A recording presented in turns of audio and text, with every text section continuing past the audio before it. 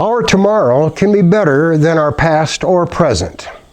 Debilitating hurts and hurtful habits don't have to carry over into our tomorrow. We can choose to do better, to be more the person God wants us to be. Honeybees provide us with a vivid illustration of how we can do so.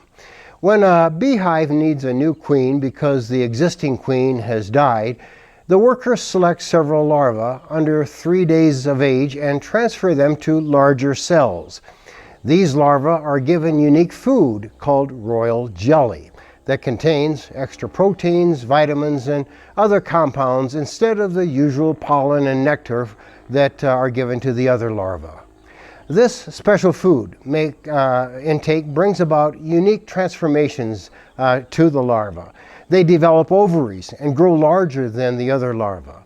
A queen bee emerges from its cell at the end of the larva stage, ready to rule the colony and produce up to 2,000 eggs a day.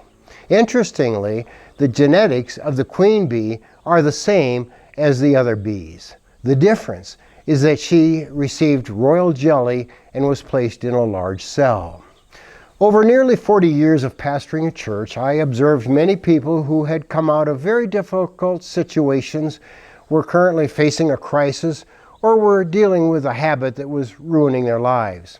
Some became victims of the hurt or habit. Others were victorious. Why the difference? Observing the lives of people who are victorious and not victims, reflecting on my own experience with debilitating hurts and hurtful habits, and studying what the Bible has to say, affirms for me that honeybees have something to teach us.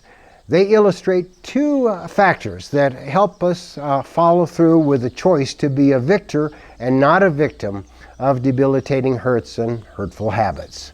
First, the larva that becomes a queen feeds on a special diet.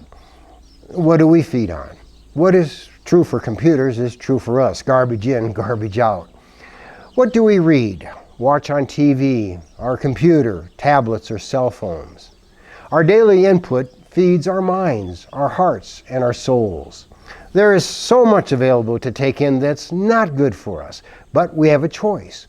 We don't have to watch whatever is on TV. We don't have to stare at what comes up on our screens. We don't have to click on what is not good.